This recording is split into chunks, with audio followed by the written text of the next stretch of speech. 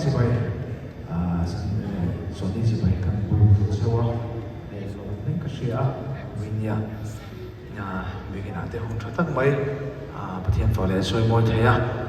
cùng mình ăn bể cái lồng tắc sức đi thì khá cần soi được cho nên khá cần gì lại số pasar để bỏ thì lúc đấy cái lồng bùi hay infant này khi cái chuyện này thì em thấy cái sẽ mấy đẹp infant này khi cái chuyện khóc mày amaro sukan soidu so ko chu ke ke ni te po kan le khar jo ji sau da te kan ai to hian invan nei tak sat hi ka tia pa the lo thu soi bol bol na ta na tham ni ka she he mi mat po he he nang nei su he lai mo na nge ne sabram kan te ba ngai so ni na khoi lai pe ka sabram ho vek ma yang ai ina piang ni nan sei ni ani ya ten te ba chu invan nei tak sat da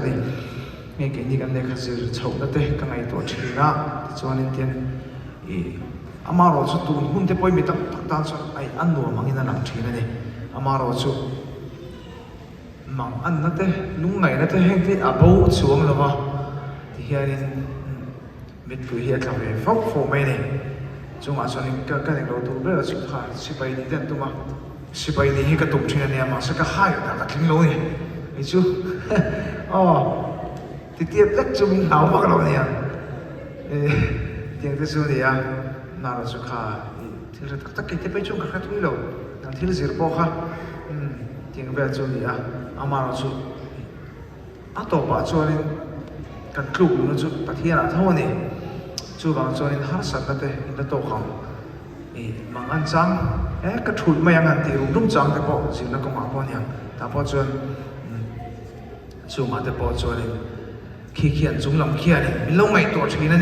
thì khá căn tổ nó tới mà sống na này thì khá cần soi cái sáng đó thì khá cần xếp về soi này tổ nó bộ tan lọc na thì là